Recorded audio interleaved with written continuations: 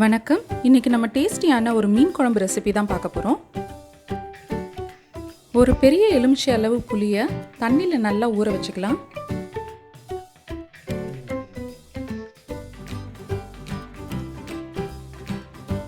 ஒரு வாணலியில் 3 table spoon நல்லெண்ணெய் ஊற்றிக்கலாம். நல்லெண்ணெய் நல்லா சூடான உடனே 1/2 ஸ்பூன் கடுகு இதில் ஆட் பண்ணிக்கலாம். 1/2 ஸ்பூன் உளுத்தம்பருப்பு, 1/2 ஸ்பூன் வெந்தயம், 1/2 ஸ்பூன் சீரகம். இதெல்லாம் சேர்ந்து நல்லா பொரிஞ்ச உடனே ஒரு கொத்து கருவேப்பிலை இதில் ஆட் பண்ணிக்கலாம்.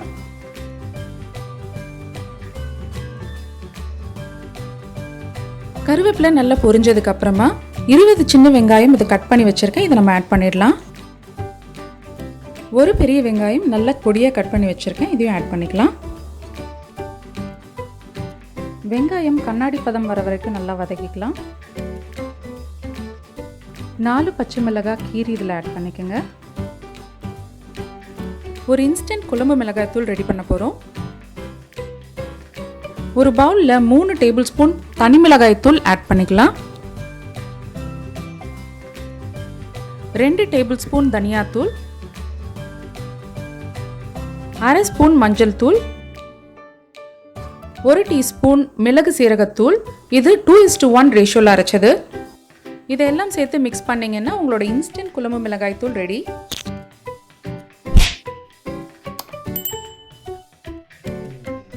வெங்காய கலவையில் இப்போ இந்த மிளகாய் தூளை ஆட் பண்ணிக்கலாம்.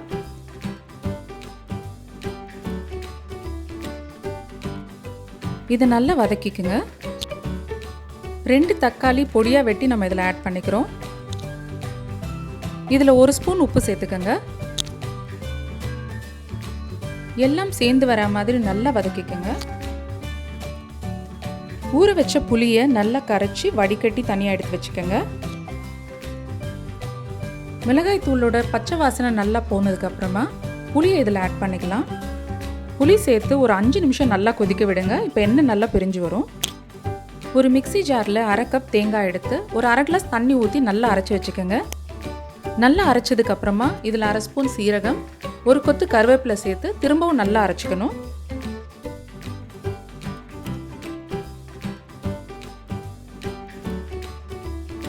இப்போ அந்த தேங்காய் கலவையை கிரேவியோடு சேர்த்துடுங்க. இதில் 1 கிளாஸ் தண்ணி சேர்த்துக்கிறேன்.